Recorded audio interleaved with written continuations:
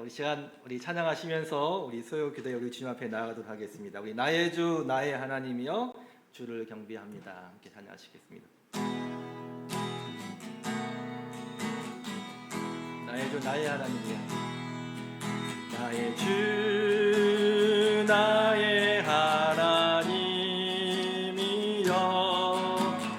주를 경배합니다. 주 사랑하는 나의 마음을 주께서 아시나이다. 다시 한번 나의 주 나의 하나님이여 주를 경배합니다. 주 사랑하는 나의 마음을 주께서 아시나이다. 깨뜨릴 옥함 내게 내게 없으며 주께 드릴 양유 없지만 하나님 영상대로 나 믿으사 새 영을 내게 부어주소서.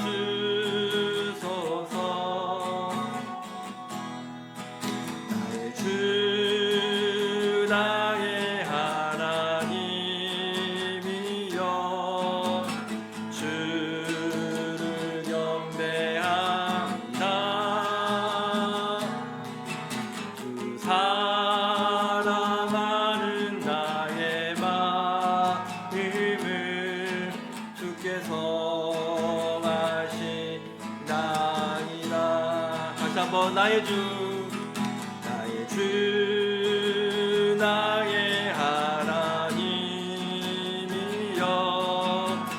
주를 경배합니다. 주 사랑하는 나의 마음을 주께서 아시나이다. 고통 속에 방황하는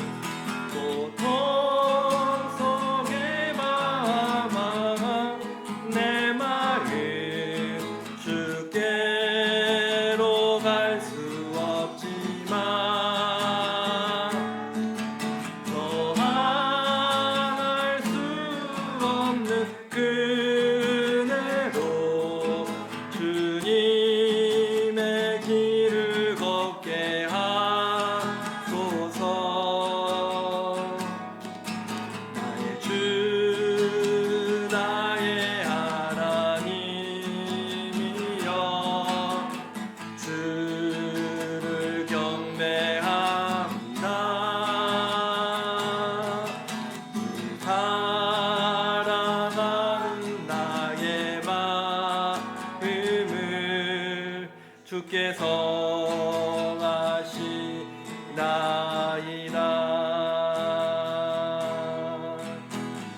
내 맘에 주여 소망 되소서.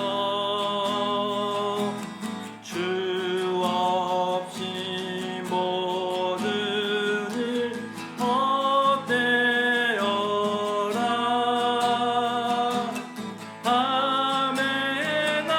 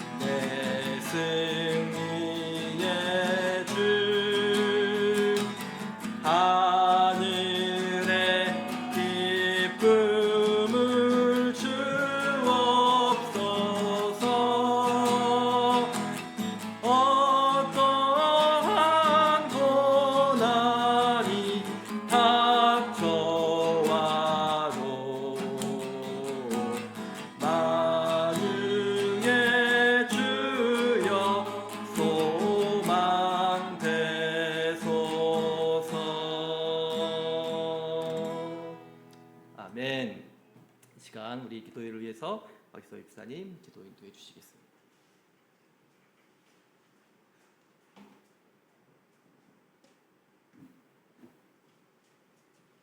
기도하시겠습니다. 나의 주 나의 하나님, 주님 앞에 나와서 예배와 경배를 돌려드립니다. 주님이 우리에게 베풀어 주신 그 사랑과 은혜를 생각할 때 어찌 감사하지 아니할 수 있겠습니까? 주님께서 죽음에서 우리를 구원하셨고 또한 소망을 주셨고 새 생명으로 주님의 평안함과 기쁨을 누리며 살아갈 수 있게 하여 주심을 인하여 감사드립니다. 주님께서 머리 되시고 주님께서 우리를 부르셔서 주님의 몸된 교회를 이루게 하여 주신 것을 인하여 감사를 드립니다. 주님, 우리가 함께 모여서 주님 앞에 기쁨과 감사함으로 예배드릴 때 온전히 주님께서 영광 받으시고 또한 주님의 은혜로 우리를 덧입혀 주시기를 소망합니다. 주님이 우리를 사랑하시는 그 사랑에 우리의 삶이 잠기게 하여 주시고 또한 우리의 마음 가운데 주님을 향한 사랑이 고백되어지고 또한 우리의 삶을 통하여 주님의 말씀에 순종하는 그런 주님의 자녀의 삶을 살아갈 수 있도록 인도하여 주시기를 간절히 소망합니다. 살아있는 하나님의 말씀이 이 시간 선포되어질 텐데 전하는 목사님 붙들어 주시고 여기에 모인 우리 모두의 10년 가운데 온전한 말씀으로 이해되게 하옵시고 또한 그 말씀이 하나님의 말씀으로 우리의 삶 가운데 열매 맺을 수 있도록 주님 축복하여 주시옵소서. 우리가 드리는 기도가 우리 아버지께 우리의 소원과 우리의 아픔과 또 하나님께서 우리에게 바라시는 바를 온전히 기도할 수 있도록 주님 성령으로 우리와 늘 함께 하시고 성령 충만케 하여 주시기를 소망합니다. 우리를 통하여 이 교회를 통하여 복음이 전파되어지고 하나님의 뜻이 이루어지는 것으로 인하여 주님께 온전히 영광 돌리게 하옵시고 그것이 우리에게 가장 큰 축복이고 은혜인 것을 고백되게 하여 주시옵소서. 이 예배가 온전히 주님께 주님의 영광을 드러내며 또 주님의 은혜를 구하는 예배되기를 간절히 소망하오며 우리 예수 그리스도를 받들어 기도드렸습니다. 아멘. 네, 감사합니다. 네, 그 방송 녹화 잘 되고 있죠? 네, 네 우리 민호 모치님 잘 지내시다가 오셨습니까? 네. 네, 반갑습니다. 우리 하나님 말씀 함께 보도록 하겠습니다. 오늘 하나님 말씀 우리 시편 우리 15편 말씀 함께 보도록 하겠습니다. 시편 15편 말씀입니다. 시편 15편 우리 말씀 함께 나누도록 하겠습니다. 1절부터 5절까지니까요. 우리 합독해서 우리 같이 천천히 읽도록 하겠습니다.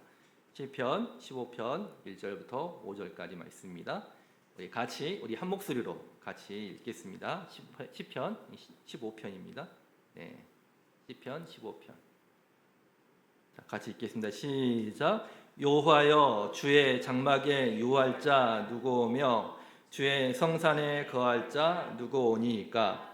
정직하게 행하며 공의를 일삼으며 그 마음에 진실을 말하며 그 혀로 참소치 아니하고 그 벗에게 행악지 아니하며 그 이웃을 회방치 아니하며 그 눈은 망령된 자를 멸시하며 여호와를 두려워하는 자를 존대하며 그 마음에 소원한 것은 해로울지라도 변치 아니하며 별리로 대금치 아니하며 뇌물을 받고 무죄한 자를 해치 아니하는 자니 이런 일을 행하는 자는 영영이 요동치 아니하리이다. 아멘. 오늘 시편 15편 말씀 함께 말씀을 나누도록 하겠습니다. 시편 15편 말씀은 이런 학자들이 이런 얘기를 합니다. 예루살렘의 성전을 찾는 이 순례자들이 성전에 들어갈 때 성전 문 앞에서 이 제사장과 나눌 때, 그러니까 제사장과 성전에 들어가기 위해서는 제사장과 이제 이 성전에 들어가기에 합당한 자인지에 대한 그런 문답을 서로 이렇게 나눴다라고 해요. 그래서 이것은 이 시는 입당 예식 문답으로 사용되어진 그런 시로 이렇게 알려져 있습니다. 그래서 이 시편 15편 말씀은 성전에 순례객들이 성전 안으로 들어가기 위해서 제사장들이 그 문 앞에서 함께 나누는 너희가 주의 장막에, 그러니까 주의 그 성전에 들어가기에 합당한 자인지에 대한 그러한 자기를 돌아보게 하는 그런 문답을 서로 이렇게 나누는 그런 시로 알려져 있습니다. 그래서 제사장은 이제 하나님의 집에 들어가는 이들에게 그에 합당한 자격이 있는지 물으면 순례자들은 스스로 자기를 이렇게 돌아보고 대답하는 그런 방식으로 이 시편이 사용되어졌다고 합니다. 그래서 1절 말씀 보면 이제 우리 1절 말씀 다시 한번 읽어볼까요? 자, 같이 한번 읽겠습니다. 시작. 여호와여, 주의 장막에 유할 자 누구 오며 주의 성산에 거할 자 누구 오니까? 라고 하는 이제 이 질문이 있는 거죠. 이 질문 앞에 2절부터 이제 5절까지 보면 거기에 대한 답의 내용들이, 그 질문에 대한 답의 내용이 나오죠. 정직하게 행하며 공의를 실천하며 마음의 진실을 말하며 이웃을 비방하지 아니하며 약속을 지키며 뇌물을 받지 아니하는 자, 이런 자가 이 주의 성산에 거할 자에 합당한 자다라고 하는 것을 이제 말씀하고 있습니다. 그러니까 그 당시 사실은 이제 이건 먼 후대 때 사실은 왜냐하면 예루살렘 성전이 언제 건축됩니까? 솔로몬 시대에 가서나 건축이 되죠. 그러니까 사실은 앞에 보면 1절에 보면 이게 누구의 시라고 나와 있죠? 다윗의 시예요, 사실은. 그래서 여기서 이 다윗의 시이기 때문에 그 당시에는 성전이 있었어요, 없어요? 다윗의 때는 성전이 있었습니까, 없었습니까? 없었잖아요. 그렇기 때문에 주의 장막에 유할 자 누구 오며 주의 성산에 거할 자 누구 오니까 뭐 이따 말씀드리겠지만 여기서는 다윗가 처음에 이 시를 기록할 때는 그러니까 예루살렘 성전을 염두하고 이 시를 지은 게 아니에요. 하지만 나중에 실제로 솔로몬 시대 때 이제 성전이 짓고 나서 그 성전에 들어가는 순례자들에게 이 다윗의 시가 사용되어졌다라는 그런 얘기입니다. 자, 그런데 그 당시에 이 신전의 고대 근동에서 신전은 아무나 함부로 들어갈 수 있는 그런 곳은 아니었다라고 합니다. 그래서 여러 가지 신전에 들어가기 위해서 여러 가지 종교적인 의식을 해야 들어갈 수가 있었죠. 몸을 씻고 또 제사를 드리고 자신을 점검해야만이 그런 신전에 들어갈 수가 있었던 것이죠. 근데 이러한 것은 이스라엘도 마찬가지였어요. 여러분들이 알고 있는 우리가 정결 의식, 우리가 예전에 우리가 레위기 말씀을 함께 살펴봤지만 이스라엘도 그런 정결 의식을 행하고 나서야 이제 성전 안에 들어갈 수가 있었죠. 그런데 오늘 말씀을 보시면 2절부터 이제 5절까지 말씀을 보시면 주의 장막에 거할 자가 어떤 자격이 있어야 주의 장막에 거할 수 있느냐라고 하는 그 질문 앞에, 그런데 사실 그 당시에 어떤 고대 근동의 어떤 그러한 그 종교적인 풍습이나 또 이스라엘 백성들이 알고 있었던 그런 정결 의식의 기준에 따르면 사실 어떤 제의적인 거나 또 종교적인 어떤 이런 의식들을 통해서, 그런 기준들을 통해서 사실은 주의 성산에 들어가는 것, 또 주의 성전에 들어가는 것이어야 됩니다. 그런데 오늘 2절부터 5절까지의 말씀은 그걸 말씀하고 있지 않아요. 그렇죠? 그러니까 어떤 제의적인 의식을 행해야 그 고대 근동에서는 그런 신전에 들어갔고, 이스라엘 백성들도 마찬가지예요. 사실은 이스라엘 백성들의 레위기 말씀을 통해서 그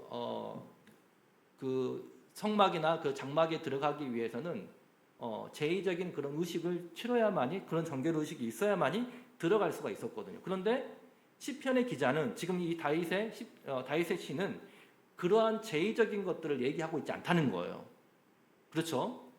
그런 제의적인 것을 율법을 얘기하고 있지 않습니다. 오히려 뭘 얘기하고 있는 거예요? 삶에서 어떤 도덕적인 삶을 지금 얘기하고 있는 거죠. 인간 관계에 이웃과의 관계에서 지켜야 할 어떤 도덕적이고 윤리적인 기준을 제시하고 있습니다. 그래서 15편 말씀은 공의를 행하는 자, 이웃을 사랑하는 자, 약속을 지키는 자, 그러니까 하나님께 드리는 어떤 의식보다 삶의 거룩함을 요구하고 있는 그러한 다윗의 시편이다라고 하는 것이 좀 다른 특징을 가지고 있다라고 하는 거죠. 자, 그렇게 따지면 오늘 이 말씀은 단순히 이 시편의 기자가 얘기하는 주의 성사는 어떤 물리적인 공간이라기보다는 뭘 얘기하고 있는 거예요? 하나님의 임재가 있는 그곳을 얘기하고 있는 거예요. 그렇죠. 여러분들 우리가 구약에 많은 구약에서의 어떤 그런 말씀들이 많이 있지만 구약에서도 우리 구약의 대표적인 하나님의 임재의 장소를 우리는 예루살렘 성전으로 생각을 하잖아요. 그렇죠. 그래서 모든 이스라엘 백성들에게 있어서 예루살렘 성전은 그들의 삶의 터전이기도 하고 그들의 삶의 기준이 되었던 곳이 예루살렘 성전입니다. 그런데 우리가 아브라함과 이삭과 야곱과 초기 이런 이스라엘 민족의 구속사 역사를 보면 하나님은 늘 이스라엘 백성들에게 뭘 말씀하셨냐면 무소부재하신 하나님으로 말씀하고 계셔요. 어디든지 계시는 하나님으로 말씀하고 있다라고 하는 것. 그것이 고대 근동의 다른 신관과 틀린 부분입니다.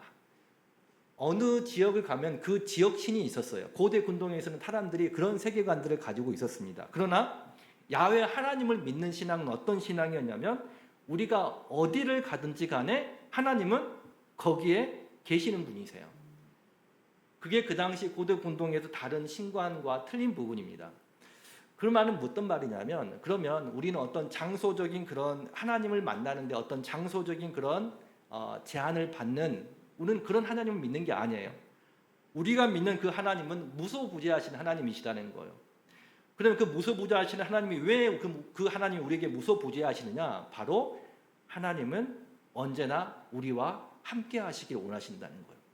다른 말로 하면 우리는 이제 이런 말들 잘 안 쓰는데 오늘 말씀에서 보면 하나님께서 우리와 함께 하신다는 것은 하나님의 임재가 우리에게 임한다는 거예요. 그래서 그 하나님의 임재를 사모하는 자들에게 하나님께서는 그 은혜를 주시는 거죠. 하나님께서 우리와 함께 하시는 우리가 어디 있든지 간에 우리와 동행하시고 우리와 함께 하시는 그 하나님을 믿을 수 있다라고 하는 것이 우리에게 가장 큰 축복이고 은혜다라고 하는 것입니다. 그래서 오늘 이 시편의 말씀은 이 시편의 기자가 그 하나님의 임재를 사모하는 그러한 시라고 볼 수 있는 겁니다. 하나님의 임재, 하나님께서 우리와 함께 하시는 그 은혜를 구하고 또 그 은혜에 감사하는 시가 오늘 시편의 이 15편의 말씀이다라고 볼 수 있는 거죠. 그렇지만 시편은 여기에서 한 발 더 나아가서 뭐라고 얘기하냐면 2절 말씀 볼까요? 자, 2절 같이 한번 읽겠습니다. 시작. 정직하게 행하며 공의를 일삼으며 그 마음에 진실을 말하며. 자, 말씀 보시면 하나님의 임재가 머무르기 위해서는 그럼 너희들이 어떻게 해야 되느냐라고 했을 때 2절 말씀 보시면 정직하게 행하며 공의를 일삼으며 그 마음에 진실을 말하는 자다라고 이렇게 말씀하고 있어요. 자, 여기서 말씀하고 있는 것은요, 깨끗한 삶을 산다는 것은 한 번의 실수도 없는 그런 삶을 얘기하는 게 아니에요. 지금 여기서 2절에서 얘기하고 있는 정직하고 공의를 일삼으며 그 마음의 진실을 말하는 것은 어떤 의미냐면 제가 이제 아침에 이제 말씀을 묵상하다가 조금 찾아봤어요. 그러니까 이 시편의 기자는 여기서 정직하게 행한다라는 말을 홀레크 타밈이라는 이제 히브리어를 사용합니다. 홀레크 타밈이 정직하다 이렇게 사용을 했는데요. 원래 이 번역은 이런 번역이 맞습니다. 온전하게 걷는 사람이에요. 정직하게 행한다는 것은 온전하게 걷는다는 것입니다. 이 타밈이라는 우리가 단어를 살펴보면요, 이 타밈은 이 비슷하게 사용되어지는 또 그 히브리어가 있어요. 야사르라고 하는 히브리어가 있습니다. 같은 말이에요. 타밈과 야사르는 같은 말인데 어떤 부분에서 틀리냐면 야사르는 올바른입니다. 올바른, 곧은 그런 뜻이에요. 올바른, 곧은 뜻이고, 그러니까 여기서 이 야사르라고 하는 것은 도덕적으로 바른 사람, 그렇게 얘기할 때 야사르를 씁니다. 그러나 똑같은 의미로 이 타밈을 사용할 때는 이 타밈은 어떤 의미가 있냐면 완전하다, 온전하다는 뜻이 있어요. 완전하고 온전한 뜻이 있습니다. 두 단어 다 올바르게 행하다라는 의미는 같아요. 하지만 이 타밈이란 말은 이 타밈에서 이 완전과 온전한이란 말은 비슷하지만 죄가 없는 상태를 얘기하는 게 아닙니다. 이 말은 어떤 의미냐면 속과 겉이 나누어 있지 않은 사람을 온전한 사람이라고 얘기해요. 그러니까 이 내가 마음으로 생각하는 것과 속과 겉이 똑같은 사람, 이런 사람을 온전한 사람이라고 얘기하는 거예요. 그런 의미에서 앞에 말했던 야사르와는 좀 다른 의미가 있습니다. 속과 겉이 똑같은 사람, 나누어 있지 않는 사람, 이런 사람을 완전한 사람, 온전한 사람, 타밈이라는 그 단어를 사용한다라고 하는 것이죠.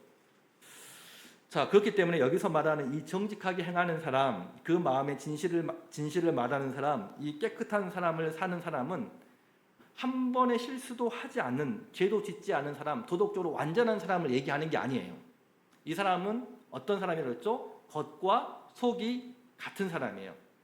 그럼 어떤 사람이 겉과 속이 같은 사람이라고 이 시편의 기자는 보고 있냐면 그 마음이 하나님께로 향하는 사람을 겉과 속이 같은 사람이라고 지금 시편의 기자는 얘기하고 있는 거예요.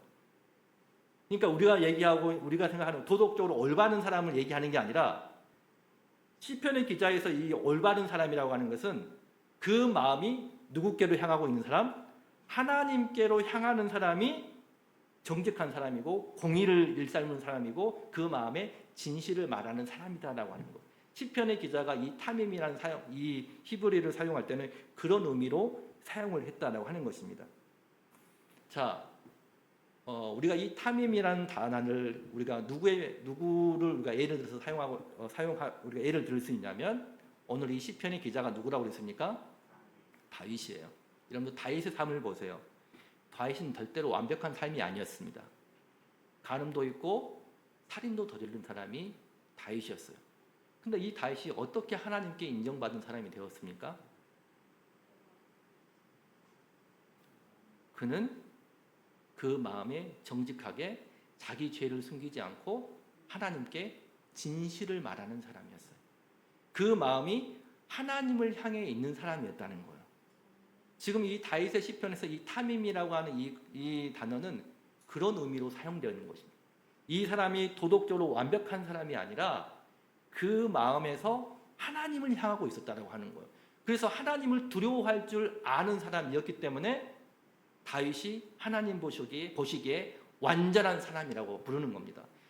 다윗은 실수가 많았어요. 그런데 어떻게 그 다윗에게 완전한 사람이다, 하나님을 기쁘시게 하는 사람이라 우리가 그러한 칭함을 받을 수가 있었냐는 거예요. 다만 그 마음에 하나님을 향해서 그 마음이 있었기 때문에 다윗을 완전한 사람이라고 그렇게 말할 수 있었다라고 하는 것입니다. 그래서 두 번째 나오는 주의 성산에 거할 자, 이 말씀도 보면요 3절부터 우리 5절까지죠. 이 말씀을 보시면 그 혀로 참소치 아니하며 그 보색에 행악지 아니하며 그 이름을 해방치 아니하며 그 눈은 망령된 자를 멸시하며 여호와를 두려워하는 자를 전대하며 그 마음에 소원한 것을 해로울지라도 변치 아니하며 별리로 대금치 아니하며 뇌물을 받고 무지한 자를 해치 아니하는 자니 이런 일을 행하는 자는 영영이 요동치 아니하리이다. 사실은 겉으로 보면 어떤 윤리적인 것들을, 도덕적인 것들을 얘기하고 있는 그런 말씀처럼 보이지만 사실은 그런 말씀이 아닙니다. 이 3절, 4절, 5절에서 중심이 되는 구절은 뭐냐면 4절의 말씀이에요. 여호와를 두려워하는 자를 존대하고 그 마음에 소원하는 것은 해로울지라도 변치 아니하며. 기준이 누굽니까? 그 마음의 도덕적이고 윤리적인 기준이 누구예요? 하나님이라는 거예요. 하나님이라는 거. 하나님께 그 마음이 있는가? 하나님을 두려워하는 자를 존대하고 이거죠. 여기 말씀 보시면 다윗은 어떻게 지금 어떤 조어를 좀 사용하고 있냐면요. 아무리 돈이 없고 권력이 거꾸로 얘기할게요. 아무리 돈이 많고 권력이 있는 사람이라도 그가 하나님을 없인 여기면 신자는 그를 경멸한다는 거예요. 하지만 반대로 아무리 가난하고 가진 것이 없어도 그가 하나님을 두려워하는 사람이라 그러면 그를 존대하겠다는 거예요. 그러니까 기준이 모든 기준이 누구께 있는 거예요? 하나님께 있다라고 하는 거예요. 이것은 어떤 단순하게 타인을 함부로 판단하거나 차별하지 말라, 뭐 좀 더 겸손한 사람이 되어라, 그런 걸 얘기하고 있지 않고 그 마음의 중심에 하나님을 두고 있다는 겁니다. 하나님을 두고 있다는 거예요. 이건 그 마음의 근본적인 그런 하나님 나라에 대한 하나님에 대한 그런 세계관, 하나님 중심의 그런 세계관을 이 다윗이 이 시편의 기자가 그러한 세계관을 가지고 있었다라고 하는 것을 말씀해주고 있다라고 하는 것이죠. 자, 그런데 이 마지막으로 이 말씀을 이제 결론적으로 본다 그러면요. 근데 이 시편 15편의 말씀을 읽으면 한 가지 문제가 생겨요. 어떤 문제가 생기냐면 과연 우리가 이렇게 완벽하게 이런 기준을 만족시킬 수 있냐라고 하는 거예요. 물론 그 마음에 하나님을 향하는 마음들 또 여기서도 3절, 4절, 5절에서 말씀하셨듯이 우리가 하나님께 대한 그런 마음의 기준들을 가지고 있지만 그것 또한 우리가 쉽게 그러한 기준을 갖고 그렇게 겉과 속이 같은 그런 사람으로 하나님께 나아갈 수 있는 그런 사람이냐는 거예요. 어떻게?